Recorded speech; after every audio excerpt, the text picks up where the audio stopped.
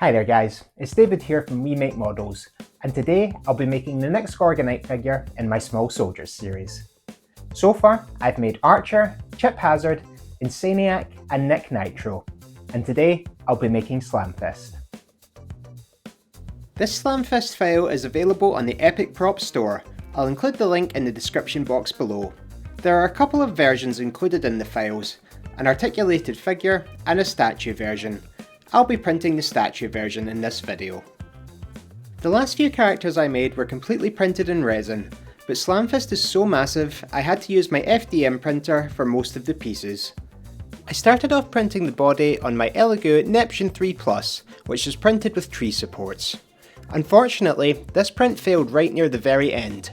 I printed the missing section in resin and glued it to the previous section, before taking it outside to prime.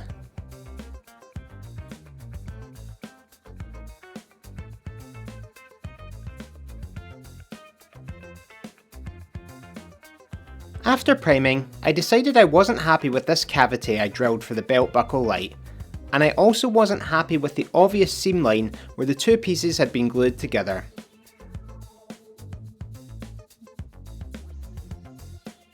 So, I decided to reprint the body in two parts, which I split down the sides.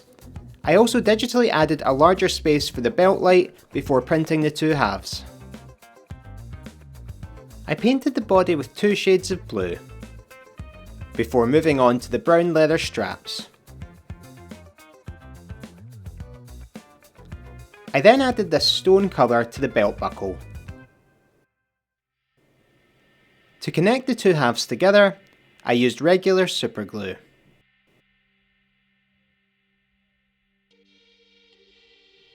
There were two different versions of the head. I printed them on my Elegoo Saturn 8K using Elegoo's water washable clear green resin. I printed the heads with a 2mm wall thickness. You can see the hollow points here. I removed the internal supports using tweezers. To make these pieces a bit stronger, I used expanding foam to fill out the hollows. I sanded away the excess foam and then sealed the holes with Milliput.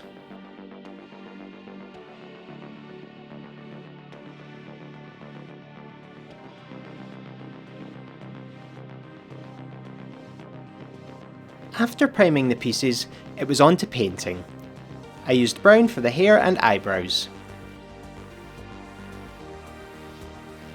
I painted the whites of the eyes and traced out the irises and pupils with a pencil before painting.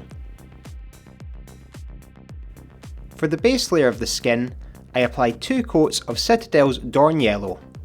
For the second layer, I used Citadel's Flayed One Flesh and wiped away as much as I could with a paper towel.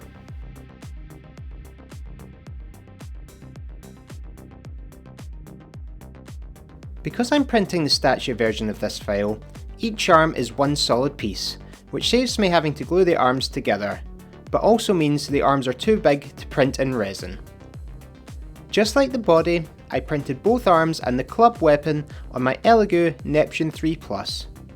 The prints all turned out really smooth, but I did add some wood filler to the undersides where the support material was, and then sanded back the wood filler to get rid of any layer lines. I took the arms outside to prime them with a thick filler spray paint, which again helped to hide any layer lines.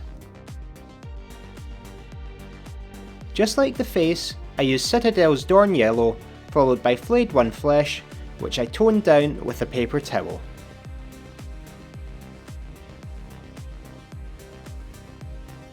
For the leather straps, I used a couple shades of brown. And for the hundreds of freckles, I just used cotton swabs which I dipped in the brown paint and applied randomly.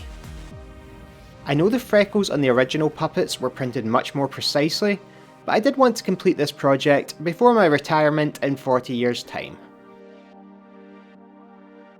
For the club, I again used a couple shades of brown on the handle.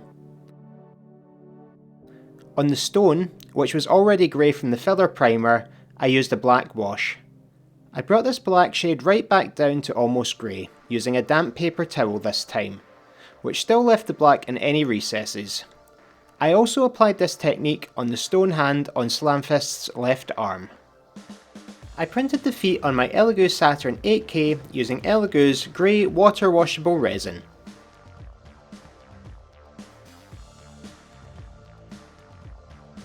Here's the wash station I use.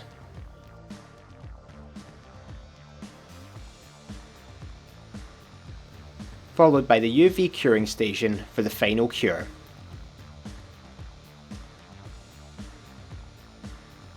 I printed the legs with the clear green resin, and just like the heads, I filled them with expanding foam to reinforce them. Once primed, I again used Citadel's Dorn Yellow for a base coat, followed by Flayed One Flesh for the second coat. Because the statue is so massive, I used this 2-part epoxy to secure all the pieces together. This is messy stuff to work with, so I did have to be careful not to get epoxy on anything but the connection points that would be hidden. The only thing I didn't epoxy in place was the 2 heads with the different expressions, so I could swap them out whenever I wanted.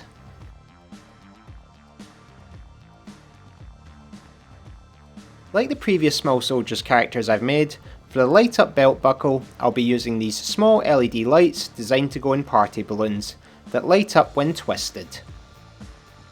Because the cavity I made in Slamfist's belt is quite wide, I designed this light holder on Tinkercad to keep the twist lights centred. I printed this custom piece in green resin. I glued the base of the twist light into the holder, and as you can see, it now fits into the cavity perfectly. To attach the clear cover of the belt buckle, I cut these small magnets in half so they wouldn't block the light source. I then glued them to the clear green cover and the buckle on the body. This means I can easily access the twist light to switch it off when not in use.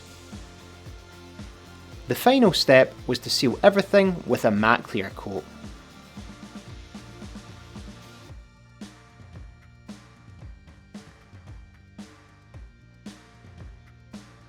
So there you have it, the largest Small Soldiers character I've made so far. If you enjoyed this video, a like and a subscription would really help me out. And if you want to support the channel even further, you can check out the link in the description box below. For the next video in this series, I'll be making another Commando Elite figure, so let me know in the comments below which one it should be. And as always, thank you for watching.